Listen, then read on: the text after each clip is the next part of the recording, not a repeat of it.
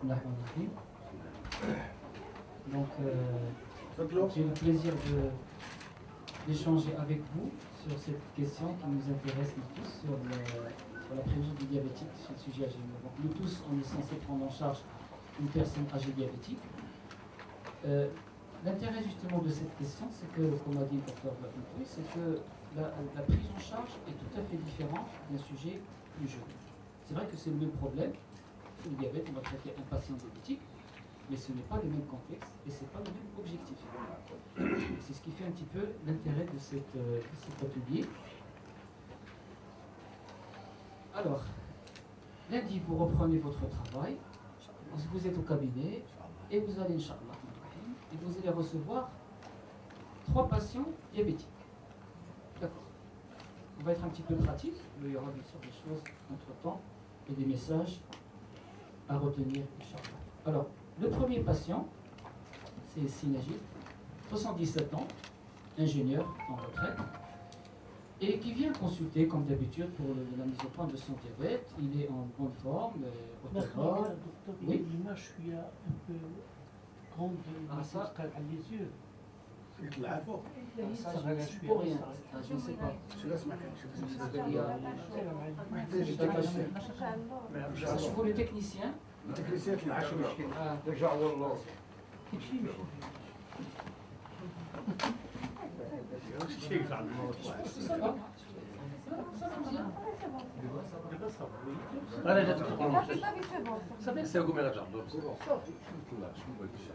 Donc on a la chance, le groupe n'est pas très important, donc on va discuter entre nous, entre collègues, une discussion entre collègues sur la prise en charge des patients âgés diabétiques.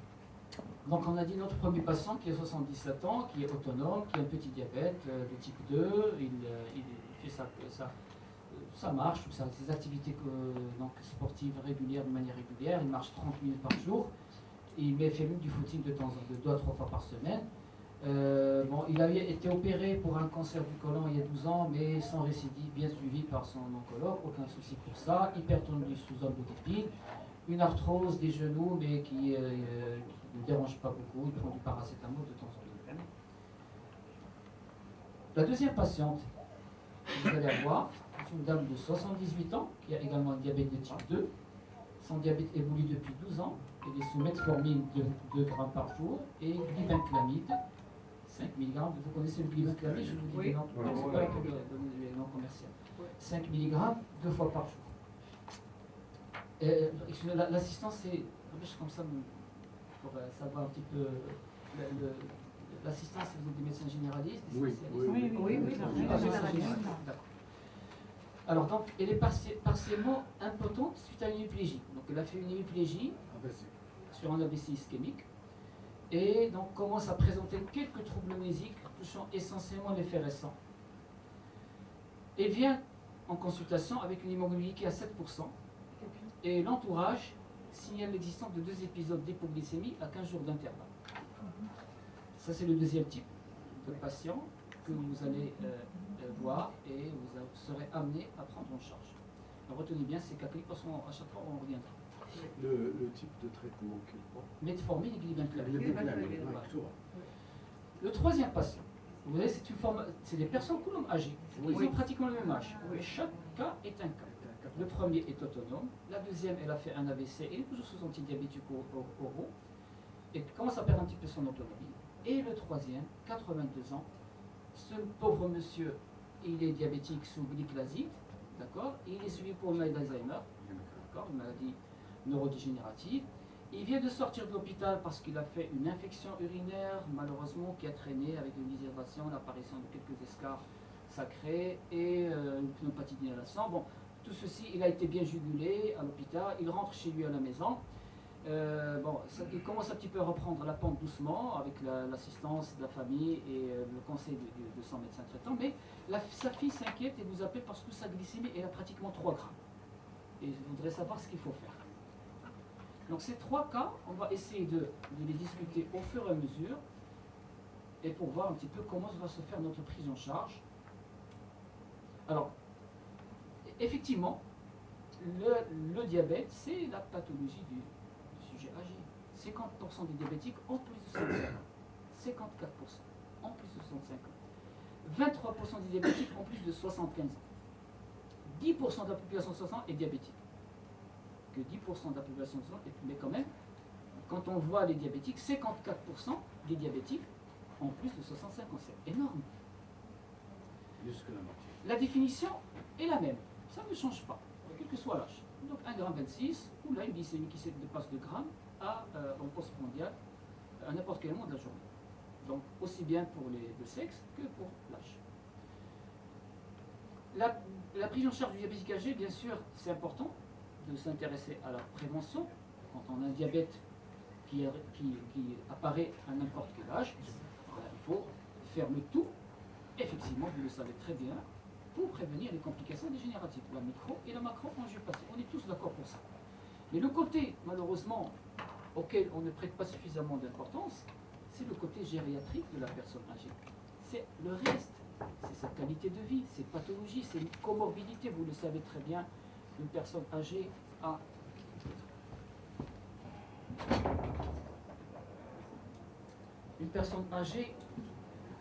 qui a un diabète, elle a peut-être d'autres problèmes de santé, d'autres pathologies qui vont altérer sa qualité de vie. Ça peut avoir une dépression, des médications, un problème cardiologique, un problème neurologique, etc., etc., etc. Donc ça, ce côté gériatrique est important à prendre en considération pour mieux codifier notre prise en charge et notre objectif glycémique. Troisième point important, qui est beaucoup plus fréquent chez les sujets âgés, c'est les complications métaboliques. Donc on est tous amenés à prendre en charge des personnes âgées qui vont nous faire des complications métaboliques, essentiellement les hypoglycémies et les comas hyperosmolaires. C'est les deux situations qu'on rencontre le plus souvent. Et là aussi, il faut savoir, il faut donner suffisamment d'importance aux complications androgènes. On l'a dit, la personne âgée est polypathologique le plus souvent, à partir d'un certain âge, 75 ans, 80 ans, et qui dit polypathologie, dit polymédication. Et on l'a dit tout à l'heure à l'atelier sur les troubles amnésiques chez le sujet âgé, il faut faire très attention à nos prescriptions médicamenteuses parce que nos prescriptions peuvent nuire aux patients. On se retrouve avec des effets indésirables, des interactions médicamenteuses, et donc malheureusement, il faut à chaque fois revoir ce qu'on donne et se dire est-ce que ce médicament est toujours intéressant, est-ce qu'il faut le maintenir ou il faut l'arrêter parce que c'est pas parce qu'il a été prescrit qu'il est utile toute sa vie. Donc, objectif moyen, ne pas se tromper du type de patient âgé. On l'a dit, vous l'avez vu pour les 3 cas cliniques, chaque cas est indifférent et chaque cas aura un objectif glycémique différent que l'autre. Donc, quels objectifs, quels moyens pour atteindre ces objectifs et quels sont les objectifs secondaires? On va se poser la question sur l'hypertension artérielle, sur les dyslipidémies, sur le poids, sur la nutrition, etc. Donc c'est aussi des choses qu'il ne faudrait pas négliger. Alors, un diabétique âgé, il faut faire une évaluation. Et cette évaluation, elle est double. Elle est une évaluation diabétologique qu'on a l'habitude de faire chez tous les diabétiques, quel que soit leur âge. On s'intéresse aux complications cardiovasculaires, aux complications de microangiopathie, la rétinopathie, la néphropathie, etc. Ça, c'est pas la peine de... Bon, je vais dire juste quelques mots, mais ça vous le connaissez. Moi, je vais inciter beaucoup plus sur l'évaluation gérontologique. Et c'est ça un petit peu que vous devriez un petit peu donner beaucoup plus d'importance, parce que c'est à ce moment-là que vous allez prendre des décisions sur votre objectif glycémique et sur votre accompagnement de la personne âgée. Alors, quand on dit évaluation, on va se trouver devant 3 cas de figure. Le diabétique âgé vigoureux, qu'on appelle vigoureux, le diabétique âgé fragile et le diabétique âgé dépendant.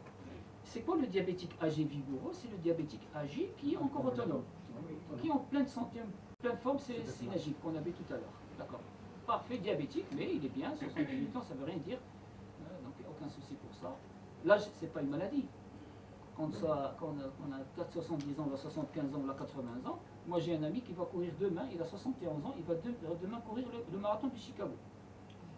Michel Chicago, il court, c'est un sportif, 71 ans. Plus que ça, il fait combien? Il fait 3h30 le marathon, de 42 km. C'est un des meilleurs marathoniens âgés que je connais. L'âge, c'est pas parce qu'il a bien préparé sa vieillesse. L'âge n'est pas une maladie. La vieillesse n'est pas. Donc, 65 ans, c'est une autre étape de notre vie, ben, il faut savoir la préparer. Mais je sais pas, le tabac, les mauvaises habitudes, la paresse, il ne fait pas de sport, il mange n'importe quoi, et puis quand il va se retrouver vers les 70 ans, ben, il sera déjà le pauvre fragile avec plein de pathologies. Donc le patient âgé vigoureux, le diabétique âgé fragile, c'est les gens âgés qui commencent à présenter des problèmes de santé, qui vont altérer leur qualité de vie. C'est le cas de Melika, vous voyez, elle a fait un AVC, diabétique, commence à avoir une anorexie, elle a fait des hypoglycémies, donc elle commence à avoir des problèmes de santé, donc on va faire attention à sa prise en charge. Et le troisième cas, c'est la personne âgée, diabétique, mais qui est dépendante, qui dépend un petit peu de son âge. Donc il faut faire très attention à la prise en charge de nos diabétiques. Donc on l'a dit tout à l'heure, autonome, fragile, dépendant. C'est simple, hein, j'ai rien de sorcier, très simple. Autonome, fragile, autonome. C'est comme nous tous, voilà, ok, mouchkil. Fragile, ben, il commence à avoir des problèmes de nutrition, de sarcopénie, des problèmes de cognitifs, peut-être qu'il va y avoir des troubles mnésiques qui vont commencer à apparaître, sensoriels, etc., qui vont le rendre un petit peu, on va dire, plus susceptible à répondre à ces situations de stress. Une personne âgée qui n'a pas de problème de santé, il fait une infection pulmonaire, pas de problème. On donne un antibiotique, pas de problème. Mais une personne âgée qui est diabétique, qui commence un petit peu à perdre son autonomie, qui a peut-être un problème de nutrition, quand il fait une infection pulmonaire, eh ben on aura du mal à le faire. Ça ne va pas répondre facilement. On doit considérer surtout le contexte. Donc ça c'est un petit peu le terme de fragilité, c'est des gens qui ont perdu un petit peu leur réserve. Qu'on a habitude, ils perdent parce que malheureusement ils ont eu une mauvaise qualité de vie ou là ils ont des maladies qui les ont affectés. Et puis le troisième cas, c'est les gens, on en voit assez souvent aussi, vous êtes sollicité à les voir souvent à domicile, c'est des gens qui ont perdu leur autonomie, qui sont dépendantes malheureusement et qui ont des problèmes sévères de santé. Donc voilà, j'ai résumé la situation, vigoureux, fragile, dépendant. Et donc la différence va se faire bien évidemment dans leur prise en charge. Alors, quel est l'objectif glycémique pour ces trois patients? C'est ce qu'on va essayer de voir. Qui devrait bénéficier d'une évaluation gérontologique? Est-ce que tous ces patients vont bénéficier d'une évaluation gérontologique? Ou c'est juste le deuxième ou troisième cas? Et quel type de traitement le plus adapté pour chaque situation? Les messages qu'on va essayer de voir et d'insister là-dessus. C'est très important. Donc étape par étape. Évaluation diabétologique, ça, je vais passer rapidement, vous le faites, vous le savez très bien, le diabète, quel type de diabète, la date, depuis combien de temps il évolue, revoir un petit peu ce qu'il prend comme médicament, quel est l'équilibre actuel, etc.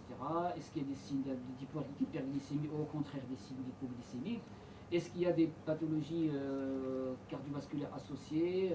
Pour voir un petit peu, c'est important de voir à chaque fois la question, ne pas se limiter malheureusement, on voit encore des collègues diabétiques, toujours la même chose, tension, hémoglobine glycée, médicaments, malheureusement. Diabétique quand même nécessite suffisamment de temps pour examiner ses pieds, pour faire un bon examen locomoteur, pour voir un petit peu sur sa tension, etc., faire un bilan un petit peu de temps en temps, pour avoir les complications rénales, oculaires, etc.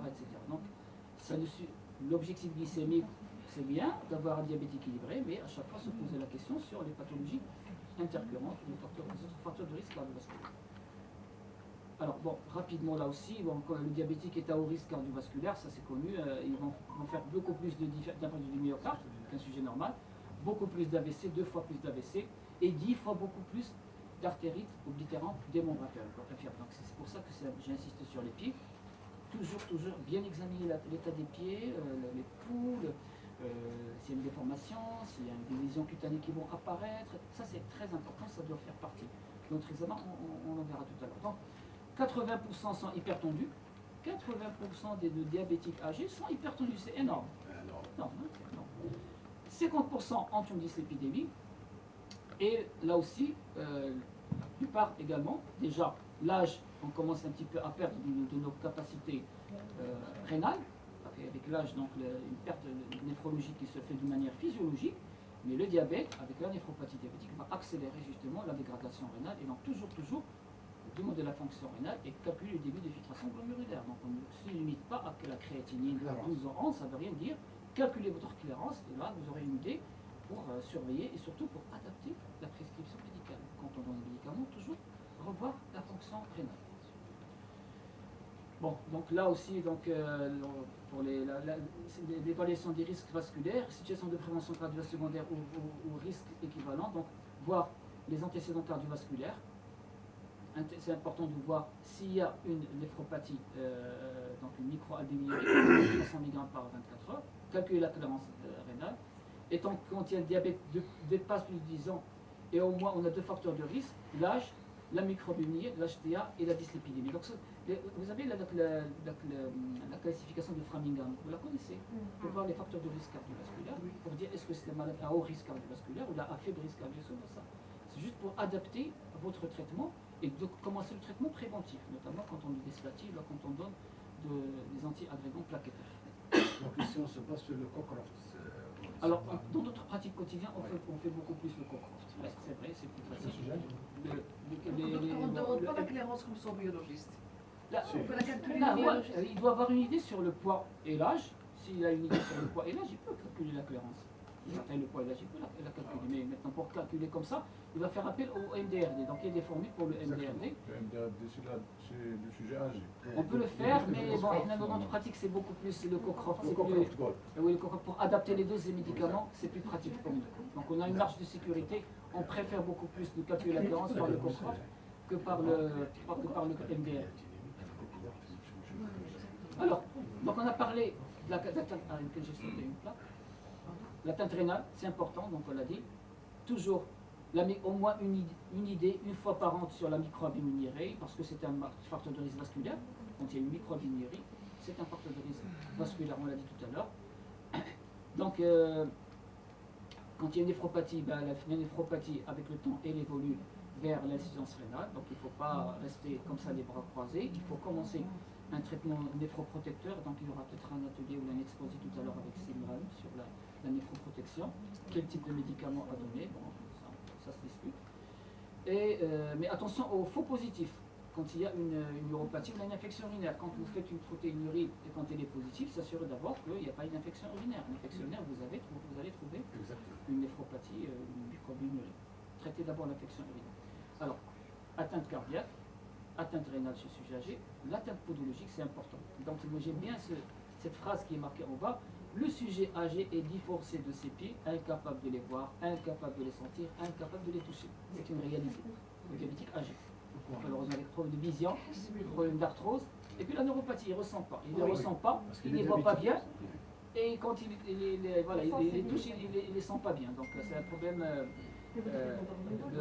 malheureusement, il est divorcé de ses pieds. Et la dernière des choses qui s'intéresse, malheureusement, c'est les pieds. Et quand vous voyez le nombre d'amputations qui se font chez le diabétique, c'est énorme. Donc vous faites votre test pour voir s'il y a une attaque podologique ou pas. La rétinopathie diabétique, je passe, c'est quelque chose qu'il faut chercher. Il va falloir chercher. Alors maintenant, ça c'est, quand on voit l'évolution diabétologique, c'est essentiellement ça, voir l'évolution du diabète, le type du diabète bien sûr, l'évolution, l'équilibre du diabète et les complications dégénératives qui vont apparaître surtout cardiaques, rénales, podologiques et oculaires. 4 choses. Maintenant, la deuxième partie qui nous intéresse, c'est cette évaluation gérontologique. Et donc, c'est ce qu'on va essayer de faire, c'est de la prévention. Parce que quand on voit un diabétique âgé, quand il vient vous voir, il vient voir pour lui équilibrer sa glycémie. C'est ça. Mais vous, en tant que médecin, vous voyez que c'est une personne qui est âgée, qui peut avoir d'autres problèmes, et donc il faut anticiper. Il faut voir un petit peu que ça marche, comment il est, sa nutrition, comment il est. Est-ce qu'il commence à perdre un petit peu sa mémoire ou pas? C'est des choses, c'est ça l'évaluation gériatrique, c'est anticiper avant que les complications arrivent. On peut l'évaluation gériatrique standardisée qu'on a l'habitude de faire, ça prend beaucoup de temps, mais en tout cas avoir une idée et vous confier le malade par la suite au. Je sais pas, c'est pas la peine d'utiliser le micro, c'est bon, c'est bon. Très bien. Alors, on va voir les chutes, on va voir la dénutrition, évaluation thymique, voilà, s'il y a un problème de dépression ou pas, cognitif, la mémoire, c'est important, l'autonomie de la personne, et les conditions de vie et l'enquête sociale. Alors, tout à l'heure, on avait un exposé sur les troubles mnésiques chez le sujet âgé. On a parlé un petit peu des troubles musiques, quand est-ce qu'elles sont normales, quand est-ce qu'elles sont pathologiques, quand est-ce qu'elles sont légères, quand est-ce qu'elles commencent à s'aggraver et peut-être faire penser à une démence. Sachez que le diabète, bien sûr, c'est un facteur de risque des maladies neurodégénératives et surtout maladies vasculaires. Donc la démence, on appelle les démences vasculaires. Donc ça a été prouvé par pas mal d'études que le diabète, ça, c'est un facteur de risque de pathologie cérébrovasculaire avec une atteinte, donc avec possibilité même d'une atteinte hippocampique. L'hippocampe, c'est la région de la mémoire, qui s'occupe de la mémoire. Alors, il y a une étude sur 13 000, juste rapidement des études, 13 350 personnes. On a dosé l'hémoglobine glycée, on a fait des tests neuropsychologiques. Et puis, 20 ans plus tard, c'est chez les diabétiques-là, le déclin cognitif était plus important chez les prédiabétiques par rapport aux non-diabétiques, et il était beaucoup plus important encore chez les diabétiques. Donc, des gens qui sont âgés de plus de, des âgés entre 48 et 67 ans, on les a suivis pendant 20 ans, le déficit cognitif existait beaucoup plus chez les diabétiques que les non-diabétiques. Et le dernier point, c'est que chez les diabétiques, le déclin cognitif était plus important si le diabète était mal équilibré. Cognitif, c'est-à-dire qu'il ne se rappelle pas. C'est ça. Parce que ça Attends, il est dû à une trouble d'irrigation.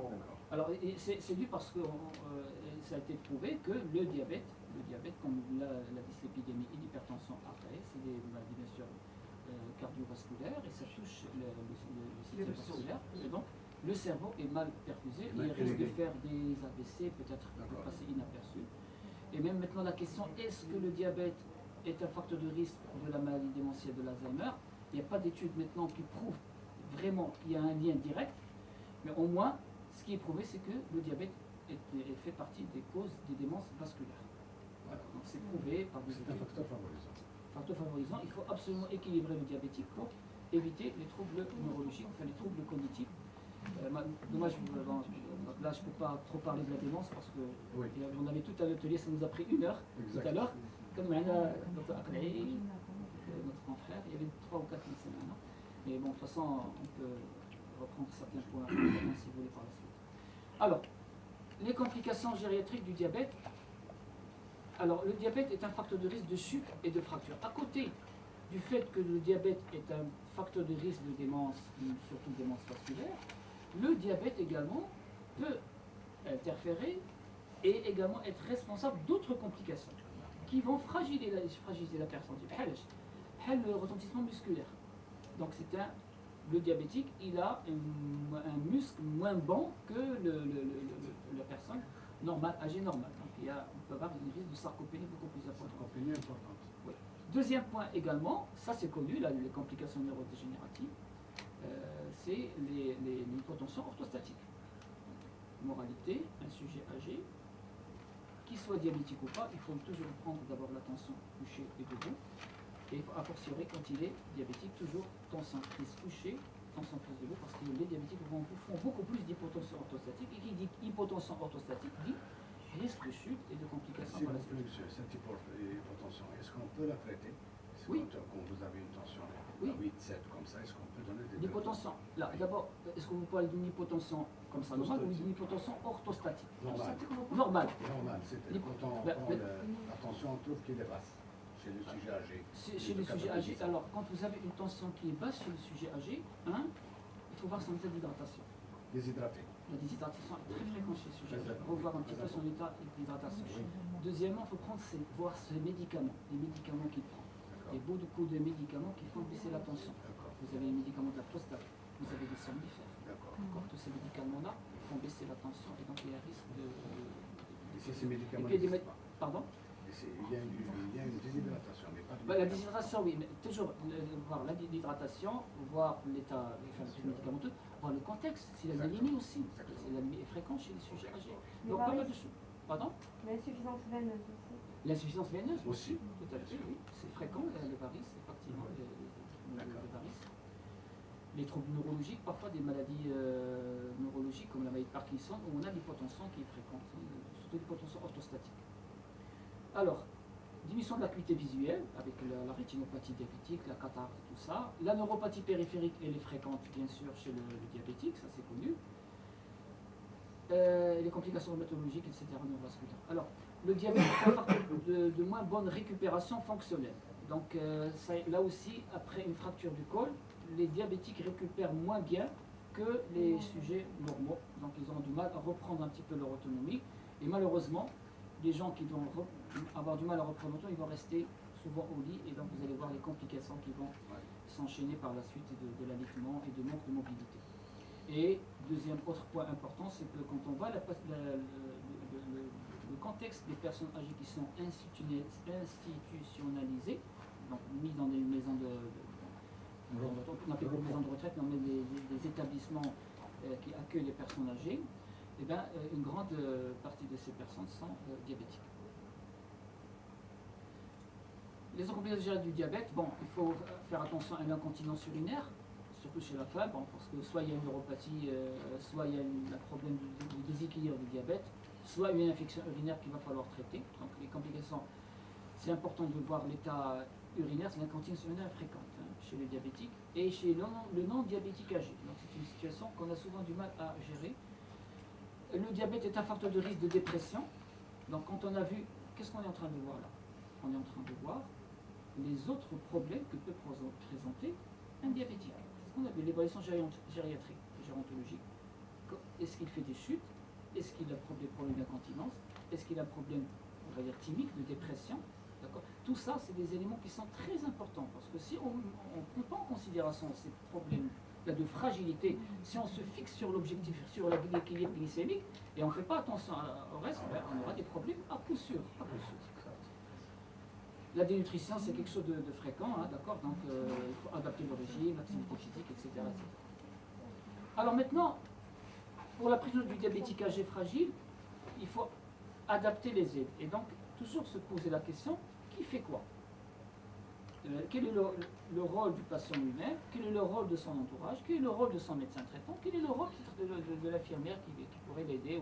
Donc c'est toujours qui va s'occuper par exemple des soins des pieds, qui va examiner les pieds, qui va prendre la tension de temps en temps, qui va mesurer la glycémie. Donc quand on parle d'une personne âgée de 80 ans, vous avez dans votre consultation 80 ans mais plus, qui commence à perdre son autonomie, on ne va pas laisser la prescription médicale comme ça, sans surveillance.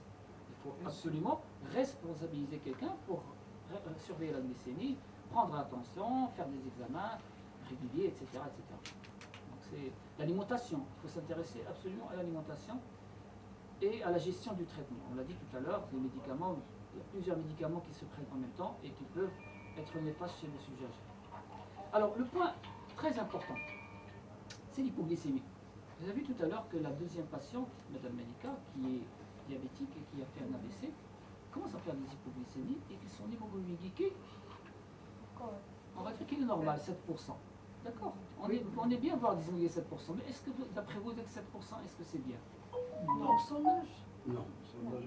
C'est l'objectif C'est 7,5. de cette catégorie de personnes, c'est 8, 9. On va voir ça. On va voir. Effectivement, donc ça change. L'objectif glycémique change en fonction du contexte de la personne. Cette dame, elle fait des hypoglycémies, elle est sous un subfamille d'hypoglycémia. C'était sous le glibenclamide. Bon, déjà, glibenclamide, on n'aime pas. On n'apprécie pas. À cet âge aussi, à cet âge, on l'apprécie pas. On peut donner un autre subfamille d'hypoglycémia, genre glyclazide, d'accord. Mais glibenclamide, non. Pourquoi? Parce que ça donne beaucoup plus d'hypoglycémie. Voilà, c'est une question d'hypoglycémie. Il faut faire très attention, vous allez voir tout à l'heure. Alors, on va voir ça, on va voir ça ensemble. Alors, déjà le problème chez le diabétique âgé, l'hypoglycémie. Quand est-ce qu'on parle d'hypoglycémie chez le sujet normal diabétique? À partir de quel taux? En deçà de 0,7. Lorsque c'est symptomatique. 0,7. 0,7, 0,65. Exactement. D'accord, on parle d'hypoglycémie, il n'y a pas de problème. Chez le sujet âgé, c'est différent. On ne sait pas. Est-ce que c'est 0,7? Est-ce que c'est 0,8? Est-ce que c'est 0,5? Est-ce que c'est 0,1? On ne sait pas. C'est très différent, c'est très variable d'une personne à une autre. On ne connaît pas encore le seuil d'une hypoglycémie, d'après ma connaissance, je ne sais pas, mais à part les dernières études, il n'y a rien pour le moment vous dire est-ce que c'est vraiment ces 0,65? Pourquoi pas 0,64 ou 0,63 ou 0,60? Donc cette seuil biologique chez la personne âgée est très... Donc il faut faire très attention. à la survenance diabétique. Le seuil clinique. Vous savez très bien qu'un diabétique jeune, quand il fait une hypoglycémie, il passe par 2 stades. La phase adrénergique, les sueurs, les palpitations, la fatigue, les céphalées, c'est des éléments qui attirent un petit peu notre attention. Un jeune diabétique, il connaît ça, les hypoglycémies, comment ça se passe. Si le sujet âgé, c'est différent. Il va passer directement au site neuroglycopénique. Il peut vous faire un syndrome confusionnel avec une agitation. Il peut vous faire un déficit neurologique. Il peut vous faire une convulsion. Il faut s'attendre à tout. Donc, avec la phase qu'on connaît de l'hypoglycémie progressive, le sujet âgé, il n'a pas. Donc, c'est pour ça qu'il faut faire très attention à nos prescriptions médicales et donc pour éviter les hypoglycémies, malheureusement, qui sont mortelles. On a eu beaucoup de décès, malheureusement. On a perdu nos malades âgés par nos fautes médicales, il faut l'avouer. Parce qu'on donne parfois un médicament, on ne prend pas le temps de se poser la question, est-ce que c'est le bon médicament, est-ce qu'il faut changer? Et bien, ils font les hypoglycémies nocturnes, ça fait ils décèdent. Alors, donc il y a eu une étude Gérodiade qui intéressait pratiquement 1000 diabétiques âgés de 70 ans en plus. Dans les 6 mois précédant l'entrée dans l'étude, 33,6% des patients rapportent au moins une hypoglycémie. Chez ces 1000 patients pratiquement, qui ont plus de 70 ans, avant l'entrée en étude, déjà, 1 personne sur 3 faisait des hypoglycémies. Bon, les modifications des signes d'hypoglycémie, donc pour les symptômes donc, ils sont différents. Le sujet âgé est à risque d'hypoglycémie grave asymptomatique, on l'a dit, donc c'est des signes de neuroglycopénie qui sont sévères. Alors, c'est ce que je disais tout à l'heure. Une étude rétrospective qui intéressait pratiquement 20 000 patients qui ont plus de 65 ans, sous insuline ou encore sous sulfamide. Les hypoglycémies sévères, je parle bien d'hypoglycémies sévères, ils ont été constatés, c'est 1,23 patients sur 100 patients année sous sulfamide. Donc il ne faut pas sous-estimer la prise de sulfamide. Il n'y a pas que l'insuline qui fait les hypoglycémies. Il faut faire très attention au sulfamide. Et donc bien sûr, beaucoup plus d'hypoglycémie sous insuline, 2,76 sur 100 patients année sous insuline. Alors c'était quoi les facteurs? Quand on a essayé de revoir un petit peu les facteurs de risque des hypoglycémies, pourquoi ça survient beaucoup plus chez les sujets âgés? Qu'est-ce qu'on a retrouvé? L'âge, plus de 80 ans. Le mois suivant la sortie d'une hospitalisation, donc la personne âgée qui a été hospitalisée, le mois qui suit cette hospitalisation, un diabétique âgé risquerait beaucoup plus de faire une hypoglycémie. Pourquoi? Parce qu'il y a une raison, certainement, soit de nutrition, donc il faut adapter la nutrition, la personne est encore il a une anorexie, soit ce qu'on a gardé les mêmes doses d'insuline à sa sortie, on ne les a pas adaptées. Donc il y a beaucoup de choses qui peuvent se passer après une hospitalisation. Et puis, regardez ce qui est en bas. Quand ça dépasse 5 médicaments, eh ben, soyez sûr et certain que votre patient fera des hypoglycémies. Avec les antalgiques qu'on donne, avec les antibiotiques. Des fois, ils sont tous primordiaux. L'insuline, antidiabétique oral, de l'aspirine, un statine. Voilà. Ils sont tous primordiaux, vous ne pouvez pas... On peut toujours nettoyer l'insuline. Le massacre, c'est le strict minimum chez un diabétique qui est diabétique depuis plus de 10 ans. Effectivement, un diabétique âgé qui a d'autres problèmes cardiovasculaires, l'hypertension, l'hyslipidémie, etc. C'est vrai qu'il y a des médicaments, mais le message, c'est éviter les médicaments qui ne sont pas utiles. Les médicaments, voilà, par exemple, des antibiotiques parfois, qu'on laisse pendant longtemps, ou des antalgiques qu'on laisse pendant longtemps. Les ANS aussi. Ah, les ANS, on ne parle pas. Les ANS, Les ansus, les IPP qu'on laisse également pendant longtemps. Exactement. Tout à fait. Il faut faire très attention à cela. Là, les ANS sont véhiculés par l'albumine et les sulfamides hypoglycémiques sont véhiculés par l'albumine. Donc quand on donne un ANS, il est capté par l'albumine qui réduit le sulfamide pour agir les glycémiques. D'accord? Sans parler des autres effets indésirables des anti-inflammatoires, rénales, hépatiques, cardiovasculaires. Donc, est-ce qu'il est nécessaire de bilanter les personnes diabétiques âgées concernant la force hépatique rénale? Oui. Oui, mais c'est primordial. Vous ne pouvez pas suivre un diabétique âgé si vous n'avez pas une idée claire sur sa fonction. Vous allez voir même les antidiabétiques qu'on donne. Malheureusement, vous allez voir, vous allez vous rendre compte qu'on laisse parfois des gens sous metformine alors qu'ils ont une clairance à 30 ou 40 minutes par minute. Vous lisez exposé à un coma hyperosmolaire ou à une incidence lactique ou à une hypoglycémie ou là, tout ce que vous pouvez imaginer. Donc là, il faut faire très attention. Ils cherchaient toujours l'automédication parce que nos Ah oui. patients âgés prennent beaucoup de médicaments. Ah oui, ah oui, c'est Surtout sûr. ici au nord, Parfois l'ibuprofène 15, 10 600 qui vient d'Espagne, vraiment, il fait des ravages pour les sujets âgés. L'ibuprofène 600, c'est en vente libre chez On va venir les chez nous. épiceries. Ah d'accord, carrément. Carrément. Spédifène, si vous... Ah, d'accord. C'est des ravages chez eux. C'est grave, بالنسبة لي l'automédication. سليم تكاس. Exactement. Tout à fait. Alors, نخليو les questions تاع الاخر. En tout cas, bon, c'est toujours intéressant d'échanger. De temps en temps. De temps en temps. C'est vrai parce qu'on est limité par le temps. Il me reste combien? 15 minutes, monsieur le modérateur? Il me reste combien? 19 très bien midi, باقي لحد 15 minutes. Très bien, je pense que on peut se permettre واحد. قبل غدا دكتور. حنا واحد ماشي واحد. Pas de problème. Alors, donc, facteur de risque, on a dit, donc l'âge, la polymédication, bien sûr, la considération, l'altération de la fonction rénale, on l'a dit, donc toujours calculer la fonction rénale, l'état nutritionnel et surtout les troubles cognitifs et ou les démences. Donc quelqu'un qui a des troubles cognitifs, des troubles de la mémoire, eh bien, il aura du mal à gérer sa prise médicamenteuse tout seul. Il risque de multiplier les doses de médicaments, de prendre un médicament, au lieu de prendre un, il va prendre 2 ou 3. L'insuline, il ne va pas se rappeler s'il l'a injecté ou pas, il peut faire s'auto-injecter 2 ou 3 fois. Donc quelqu'un qui commence à avoir des troubles mnésiques, il faut toujours qu'il soit accompagné, on l'a dit tout à l'heure, toujours pour la prise médicamenteuse, qui sait qu'il va s'occuper de sa prise médicamenteuse. D'accord, donc c'est très grave, le fait de donner des médicaments chez quelqu'un qui a des oublis, donc il faut absolument, ou un début de démence, il faut responsabiliser essentiellement la famille.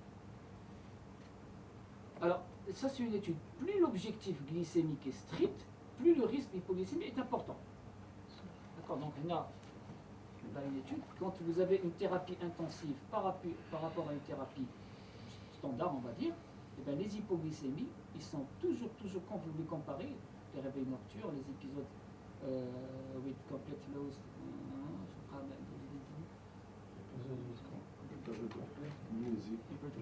donc, en tout cas, les symptômes sont toujours plus fréquents. Le risque également d'avoir des complications, même d'atteinte grave, est toujours beaucoup plus fréquent. Les hypoglycémies sont beaucoup plus fréquentes dans toutes les situations par rapport quand vous avez un traitement avec un objectif glycémique, on va dire plus souple. Alors les conséquences de l'hypoglycémie chez les sujets âgés, j'ai insisté sur ça parce que c'est ça on va dire, la situation la plus dramatique, c'est les hypoglycémies chez les sujets âgés, où il faut être très prudent dans la prescription. Donc les conséquences cardiovasculaires, l'infarctus, le trouble du rythme, l'AVC, et puis les conséquences neurologiques, on l'a dit, une hypoglycémie peut apparaître comme ça par un syndrome confusionnel, rapidement. On ne sait pas ce qui se passe alors que la personne est confuse, et c'est lié bien sûr à la prise bien sûr, des médicaments. Alors, donc je passe, évaluer bien sûr le côté cognitif, je passe rapidement. Maintenant, pour nos patients, les 3 patients qu'on a vus, quel serait, selon vous, notre objectif glycémique pour le premier, le deuxième et la 3e personne? Commençons par le premier cas. Vous allez choisir 6,5, 7%, 7,5, qui c'est qui est pour 6,5? Je parle de Najib, premier patient. Qui est autonome. 6,5, 7%. 7%, oui. Pour le premier cas. 7,5. Je parle du premier cas. Du premier cas. Et qui est autonome. Autonome. Il a 78 ans. 7. 7%. 7,5. 78 ans. 78 ans. Je crois. 7,5. 8%. Non. Non, 8,5. Non, inférieur à 7,5. D'accord, on va voir ce que dit la Oui, recommandation. 7,5. La deuxième personne, Comment vous vous rappelez Melika qui a fait un AVC, qui commence à faire des autonomies, qui commence à faire des épaules. 85 ans. Bon, là j'ai fait des épaules. il y a eu la 80. Comment on fait des environs d'hier? Oui, 80. Mais elle a fait un AVC, elle a perdu son autonomie, elle a eu une hémorragie. Oui. Elle prend Et des les médicaments, sulfamides. et les sulfamides, et son hémorragie était à 7%. Oui, oui, oui. Pour elle, Oui. plutôt 8. Oui. Très bien. La troisième personne, 8,5. 8,5. vous avez tout compris. Vous allez- Bien sûr. Alors, pour la personne âgée de 60, le monsieur qui est autonome, effectivement, on recherche moins de 7%. S'il est à 6,5, c'est bien. 6, Oui, 7%. Il ne faut pas qu'il que ça dépasse parce que, Voilà. en fait, ce qu'on recherche chez lui, c'est sa qualité de vie. Oui. D'accord, il est encore autonome, mais préserve encore cette autonomie le plus tôt possible. Donc, il dit préserver, éviter les complications dégénératives. Il a encore une espérance de vie, de quand même au moins d'une dizaine d'années. Donc, il a bien réussi sa vieillesse, c'est le patient vigoureux. Et donc, pour lui, il n'y a pas de problème. Il est moins de 7%. S'il vous plaît, ici, pour l'hémoglobine glycosylée chez le patient diabétique, en général, c'est inférieur à 7%. C'est pas chez le diabétique âgé. Là, je parle du diabétique âgé. Ça, c'est âgé. Elle doit être inférieure à 7%. Je parle du premier cas, diabétique âgé. Regardez. Faut pas s'acharner. Avec comorbidité grave avérée ou espérance de vie moins de 5 ans, pardon. Le premier cas. Le premier cas, c'est moins de 7%. Moins de 7. Il est autonome. C'est les mêmes objectifs que le sujet plus jeune. Mais elle est aussi C'est pas- inférieure ou égale. Voilà, 7%. C'est 7% de 6,5 ou là. Il ne faut pas que ça descende pour ne pas l'exposer à l'hypoglycémie. Pour un homme normal, c'est C'est quel mouchkil? Est-ce que le fait d'avoir une opération sur le côlon qui date de 12 ans, c'est pas aussi un facteur Oui, oui, d'accord, mais son opération pour le côlon, ça date de 12 ans. Ça veut dire qu'il est passé par une étape difficile, mais il a repris sa vie d'une manière autonome. Il est bien suivi, il n'y a pas de problème concernant cette pathologie cancéreuse. Il n'y a pas de problème pour ça. Il fait son sport, il est autonome, il n'a pas de complications dégénératives pour le moment. Ben, préservons ça au maximum. Il ne faut pas nuire en donnant des médicaments. On va reprendre les médicaments tout à l'heure, qu'est-ce qu'il lui faut comme médicaments, mais en tout cas, laissons ça et laissons notre objectif à ça. Par contre, le deuxième cas, où la personne a d'autres comorbidités, là par exemple, elle a une espérance de vie qui peut être moins de 5 ans, comorbidité grave, des complications macrovasculaires graves, et un diabète évolué depuis plus de 10 ans, d'accord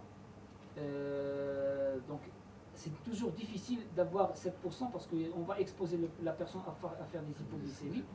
Ou quand la clairance est inférieure à 30. Déjà, notre patiente, on a vu Malika, elle a un diabète de plus de 12 ans, elle a des complications macrovasculaires, elle a fait un AVC, d'accord, et puis elle a commencé à perdre son autonomie. On ne connaît pas encore son espérance de vie, c'est important, mais vers les 5 ans, 10 ans, ça y est. Donc, on va la placer parmi les gens chez qui on cible les 8%. D'accord. Oui. 8%, tout à l'heure. S'il vous plaît, des fois on a des objectifs qui sont vraiment différents. Des fois, je reçois au cabinet des patients âgés et qui ont par exemple une rétinopathie diabétique et qui ont bénéficié de lasérothérapie et l'ophtalmologue il exige une hémoglobine qui est inférieure à 7. Alors qu'il a une clairance de créatinine qui est inférieure à 50 ou à 60 et le néphrologue il demande qu'on ne dépasse pas, qu'on n'arrive pas au-dessus de 8%. Et comment est cette personne? Elle est âgée, mais Elle est âgée, d'accord, une personne qui a plus de 75 ans. d'accord, mais l'âge seul ne veut rien dire.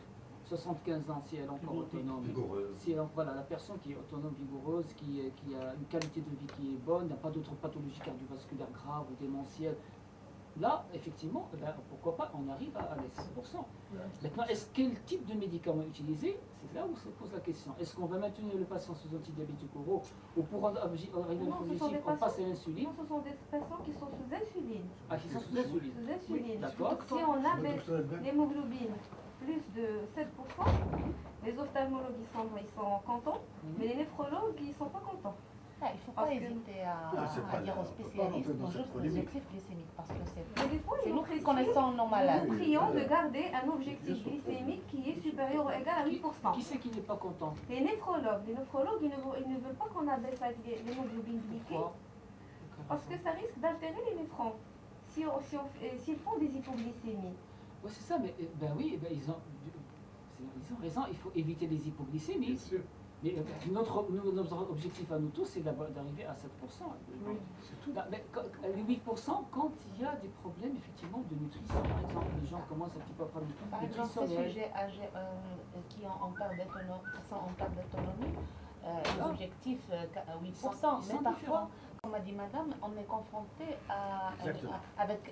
la vie de l'ophtalmologue qui اللي كيقول لك شي عاد السكر ديالك باش يقاد لك السكر ديالك ماشي معاود الى 8%. Donc c'est à nous de justifier notre objectif glycémique. Il faut faire Voilà, écrire un écrit comme ça. Voilà, Voilà mon étant objectif. donné le contexte. Voilà mon objectif, il est atteint. Mais bon, il y a toujours une discussion qui se fait entre collègues, c'est important. Chacun, c'est ça un petit peu le rôle du gériatre ou un médecin généraliste qui est formé en gériatrie pour essayer de coordonner entre les spécialistes. Oui, donc c'est une prise en charge pluridisciplinaire. Exactement. Chacun protège son organe. Il y a un problème Oui, d'adhérence du traitement au traitement. c'est ça. Est-ce qu'il accepte de vous suivre pour arriver à ce résultat? D'accord. On va en parler tout à l'heure. Fixer un petit peu les objectifs. Toujours ça, c'est les recommandations de l'HAS 2013, recommandations qui sont récentes. Alors, passons un petit peu au dernier contexte de personnes âgées, dites malades, dépendantes, avec un objectif. Donc, notre objectif glycémique, il est plus haut. Donc, il peut aller jusqu'à 9%. La personne âgée qui est dépendante, qui ne mange pas suffisamment, qui est alitée, qui est trop nutritionnelle, déshydratée, eh ben, on ne cherche plus les 7 ni les 8%, on peut aller jusqu'à 8,5, voire même 9%, parce qu'effectivement, le risque, ça, c'est les hypoglycémies. Donc, le contexte, docteur, non Hafsa. Ah, ça. Donc, le contexte, c'est très important. C'est à nous un petit peu de fixer notre objectif pour ne pas nuire aux patients. Et avec le spécialiste, on va lui dire, étant donné que ce patient est en perte d'autonomie, qu'il a une anorexie, qu'il a des nutritions importantes, je ne peux pas me permettre d'arriver à un objectif de 7%. Pour lui, le plus adapté, c'est les 8% par exemple, ou les 8,5, ou là, en fonction du contexte de chacun. S'il vous plaît, ici, vous avez mis glycémie préprandiale Ils ont tout de, entre voilà. 1 et 2 grammes. Alors, donc effectivement. la postprandiale sera catastrophique. Tout à fait. Alors, là, qu'est-ce qu'on fait? Effectivement, quand on veut surveiller la glycémie, on fait notre surveillance, un patient qui est sous insuline, on fait notre surveillance glycémique habituelle, quotidienne, qu'on a l'habitude de faire. Une personne âgée qui est dépendante, on peut se contenter, on peut avoir des glycémies aux alentours de 1,60 g, 1,70 g, même 1,80 g, ça ne m'inquiète pas. Parce que, quand on a une marge de sécurité, je serais inquiété si je trouve des glycémies à 1 g ou à 0,90 g. Là, je serais inquiété. Parce que je vais l'exposer davantage aux hypoglycémies. On ne pense plus aux complications. À avoir un bon équilibre diabétique. Parce qu'on pense aux complications dégénératives. Les complications dégénératives, ça prend des années. Maintenant, ce qui nous intéresse, c'est l'état actuel. Parce qu'on risque de le perdre en fixant, en étant intensif. Donc on a mis une postprandiale à 3. Bien sûr. On peut les poser pas 2,50 g, 2,80 g, il n'y a pas de problème. Parce que si l'insuline, pour corriger, on peut la faire avec une personne dépendante à partir de 3 grammes. Ça fait 5 unités de rapide, par Il exemple. faut voir aussi l'espérance de vie. Voilà, tout à fait. Le contexte de l'espérance de vie, c'est une pathologie grave, cancéreuse, une démence grave, une perte d'autonomie grave, il s'appelle des escarres. Là, c'est... il faut On être... peut tolérer la postprandiale à 2,3. Oui. Pour une personne fragile ou là, pour une personne dépendante. Pour le deuxième, Dépendant. tu peux aller jusqu'à 2,80 g. Tu as le 3 grammes, il n'y a pas de problème. En postprandiale, mais chez l'âge. Une personne âgée fragile, tu peux tolérer une postprandiale à 2,40 g, 2,50 g, il n'y a pas de problème. À jeun, 1,50 g, 1,80 g. Et pour un autonome, Hein? pour un sujet autonome. Un sujet, c'est les mêmes choses que les sujets normaux. Ça ne change rien. Il y a quelqu'un d'autonome, en parfait état de santé, mais les mêmes objectifs.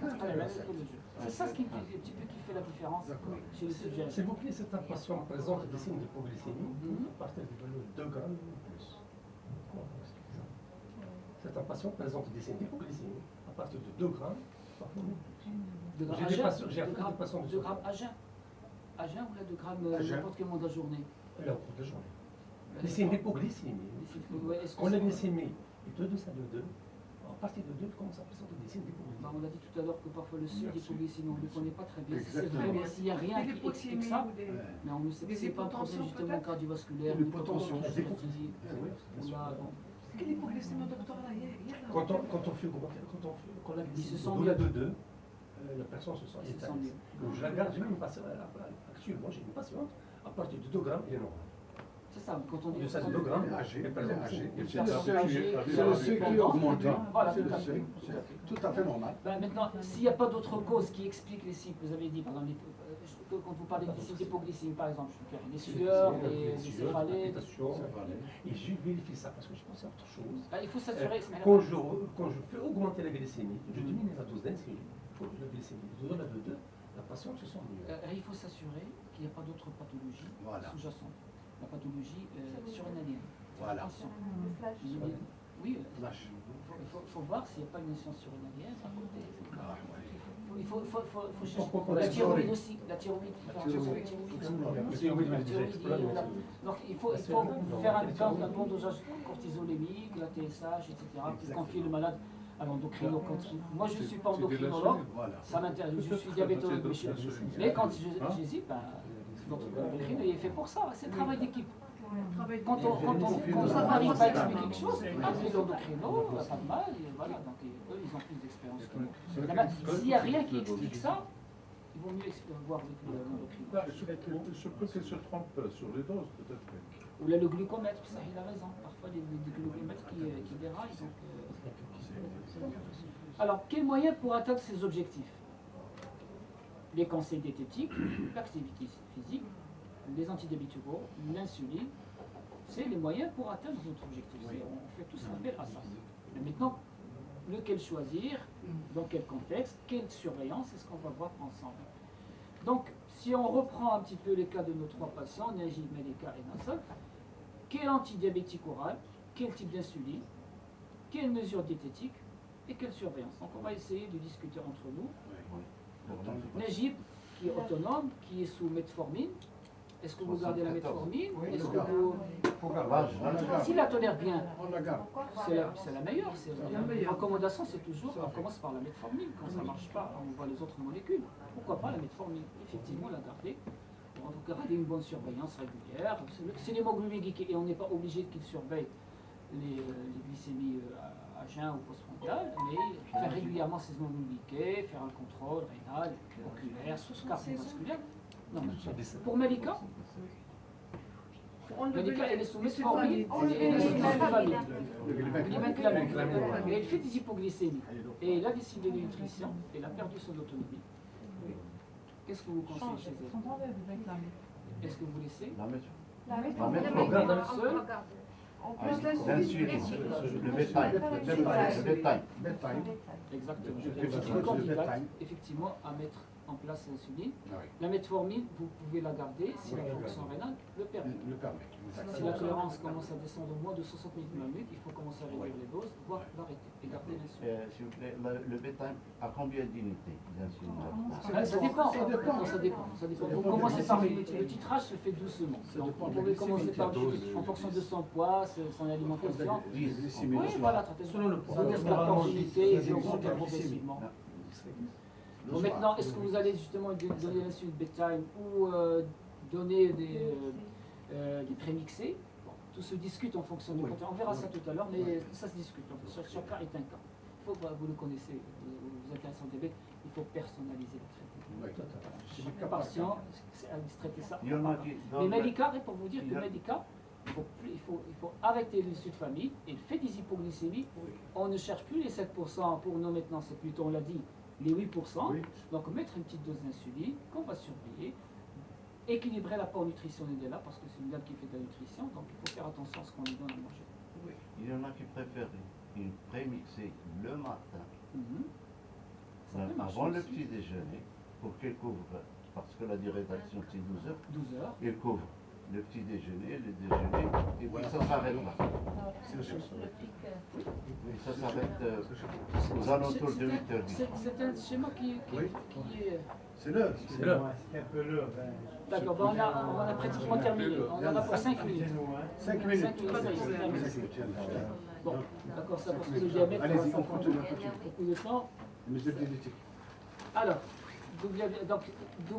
les conseils diététiques. Alors, 2 choses. Les conseils diététiques chez une personne âgée. Premièrement, il n'y a pas de régime chez les diabétiques âgés. On ne parle plus de régime. C'est un message à chaque fois, on le dit. Il faut adapter les mesures diététiques chez une personne âgée diabétique. Mais le fait d'être restrictif, malheureusement, on en voit assez souvent, par des nutritionnistes, par d'autres collègues, il faut faire attention parce qu'on va l'exposer à la dénutrition.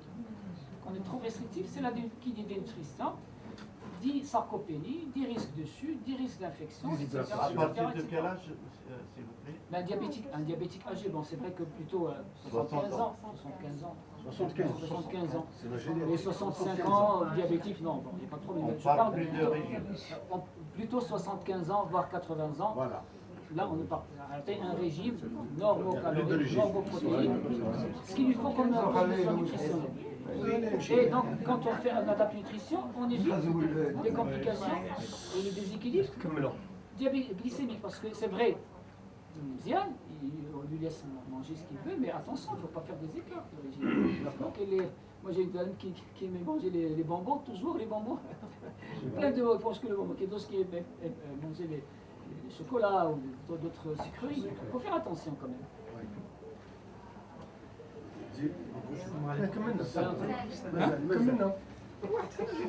Alors, le diabétique âgé dépendant, donc c'est le cas de Massa, qu'on a vu tout à l'heure. Et bien ce monsieur-là, il faut faire très attention à son état nutritionnel, à son état d'hydratation.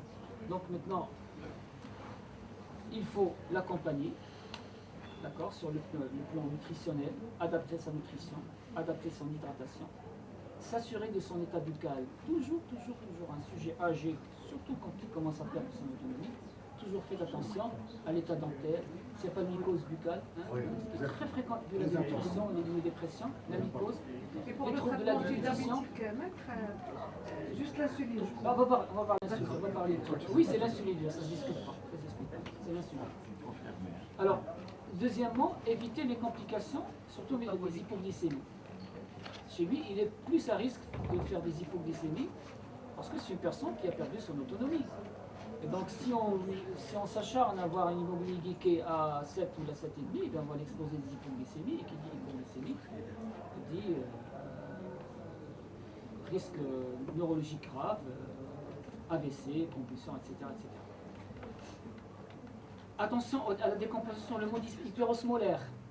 Donc il faut toujours être prudent. D'accord, on veut éviter les hypoglycémies, donc il faut fixer notre objectif qui soit acceptable, faire les 8,5, ça ne dépasse pas les 9. Maintenant, si on trouve des AVC à 10 ou 11, il y a un risque d'exposer la personne âgée à faire des comas hyperosmolaires. Donc il faut toujours vérifier la glycémie, l'état et un ionogramme régulièrement. Alors, pas de régime, on l'a dit et on cessera de le répéter, pas de régime chez le sujet âgé diabétique, surtout quand il commence à perdre son autonomie, parce qu'on va l'exposer davantage à la dénutrition. Alors, les antidiabétiques. Les antidiabétiques, vous les connaissez, les différentes familles, mais il faut prendre en considération le vieillissement de la personne. On a dit il y a une altération de la fonction rénale, diminution de la masse musculaire, un vieillissement sensoriel et une modification de la pharmacocinétique. Tout cela a une répercussion sur le choix des médicaments qu'on va prescrire à nos patients. Alors, les antidiabétiques oraux chez le sujet âgé, la metformine, toujours c'est le médicament de choix, d'accord, qu'on peut donner, peut toujours commencer par de petites doses et surveiller, bien sûr la tolérance et l'équilibre diabétique. Les sulfamides à durée de vie courte, comme les limites, les inhibiteurs des alpha-glucosidases et les incrénomimétiques comme les inhibiteurs de la DPP4. Alors maintenant, toujours la question, quelle dose, quelle posologie, comment se fait la prescription et quelle éducation faut-il faire, surtout quand on met les patients sous insulinosécréteurs comme des sulfamides hypoglycémiques. Alors, quand on parle de sulfamide, la question tout à l'heure était quel type de sulfamide prescrire chez le sujet âgé, et on choisit le sulfamide qui donne le moins d'hypoglycémie. Alors, d'après les études, le sulfamide qui donne le moins d'hypoglycémie, c'est le glyclazide. Pas mal d'études qui ont démontré cela. Le glyclazide donne moins d'hypoglycémie par rapport au glimépiride ou au glibenclamide. Donc, c'est, si vous voulez dire, si on a le choix, c'est plutôt si vous voulez, je peux vous dire le nom du médicament. Le glyclazide, vous le connaissez? Diamicron. Il donne moins d'hypoglycémie que le glimépiride, que les... Bon. Mais toujours, commencez par de petites doses. Et toujours, on l'a dit, faites attention à la clairance. la créatinine. Donc il faudrait qu'elle soit quand même supérieure à 60 millilitres. Et chez un sujet âgé qui commence à perdre déjà d'une manière physiologique sa fonction rénale, bon, c'est une situation qui n'est pas toujours de mise. Hein. La clairance, elle est souvent les alentours de 60 ou 50. Il faut faire attention. Pas de produits à demi-vie longue. Il y a des sous-familles qui ont une demi-vie longue, comme le glibenclamide. C'est un médicament qu'on n'est pas. Donc c'est un grand pourvoyeur d'hypoglycémie. Toujours commencer par de petites doses. Et se méfier, on l'a dit tout à l'heure, quand on a parlé des anti-inflammatoires, il se fixe au niveau de la bumie et donc il laisse la fraction libre des sulfamides agir et donc on expose les personnes à faire des hypoglycémies quand il y a une association avec les APK et les AINS. Donc les biguanides, l'âge n'est pas une contre-indication, mais là aussi, toujours calculer la tolérance à la créatinine. S'il y a des problèmes nutritionnels éventuels, attention à la dénutrition. Situation d'hypoxie. Je m'excuse, on est installé un peu. On a la carbose, vous la connaissez, et la voie incrétine, c'est les inhibiteurs de la DPP4. On va passer rapidement. Les insulines, bon, vous choisissez en fonction du contexte, est-ce qu'on donne une seule insuline? Bon, le matin, quand on donne une insuline lente, on la donne, on a préférence de l'insuline lente plutôt le matin, que de la donner chez la personne. La lente, même une glargine par exemple. La lente le matin? Oui, la lentus, la Il n'y a glargine, pas on de risque préfère beaucoup plus d'hypoglycémie. le matin. quand- Elle est, parce que le soir, on ne sait pas si ça On ne contrôle pas. le jour, on a la possibilité de surveiller, de voir un petit peu les activités, d'adapter les doses. Mais quand on donne une insuline le soir, on ne sait pas vraiment le mode d'action sur les 24 heures. Peut-être qu'elle sera un peu plus forte le soir et il y a un peu plus de risque d'hypoglycémie. Donc, si une personne âgée, il faut se mettre d'accord. Alors, une personne âgée, c'est 80 ans, on a fort, d'accord? Avec un début de perte d'autonomie. C'est, on donne l'insuline beaucoup plus le matin que le soir, de préférence. Il n'y a pas de risque d'hypoglycémie en plein sommeil avec En tout cas, le risque existe. Le risque existe. Le risque existe. Il faut surveiller correctement là. Quand on la donne le matin ou le soir, il y a toujours un risque. Mais le risque est moindre quand elle est donnée le matin. D'accord? Donc c'est pour ça que c'est important d'insister sur la surveillance. Pardon. Maintenant, les basal bolus, on peut les faire également. D'accord? À chaque fois, faire une petite rapide et laisser par exemple l'insuline lente le soir ou le matin ou une crème. Bon, c'est quelque chose qui peut s'adapter en fonction de chaque contexte et un contexte particulier. La surglycémie du diabétique âgé. Alors maintenant, c'est vrai que pour quelqu'un qui n'a pas d'handicap, ben, il faut surveiller la glycémie 2-3 fois par jour. La surveillance n'est pas recommandée quand on a un antidiabétique oral, donc il faut plutôt les mots, ça vous le connaissez, hein, d'accord? C'est dommage qu'on n'a pas beaucoup de temps. On n'a pas de temps. Alors on revient. Qui attend. Oui, Donc on remercie le docteur Oudgheri. C'est juste, j'arrête, pardon, c'est aussi. J'ai compris, ça y est, j'ai terminé. Et pour les 3 cliniques avec qui on a commencé, donc le diabétique vigoureux, c'est la même chose qu'un sujet jeune. La personne qui a commencé à perdre son autonomie, la personne fragile, et le monsieur qui est complètement dépendant, c'est l'insulinothérapie. Maintenant, quel type d'insuline et quelle dose? Bon, ça c'est notre objectif ici. Voilà, donc malheureusement on n'a pas le temps pour qu'on... C'est dommage. J'ai oublié de vous rappeler que le docteur Oudgheri, c'est un interniste, il est aussi gériatre. Oui. Donc on le remercie en votre nom d'avoir animé cet atelier. Pour notre association, je suis le président de l'association Asali, l'association du groupe scientifique pour la médecine de famille. On l'invitera chez nous, Inch'Allah, sur les journées pour la réunion.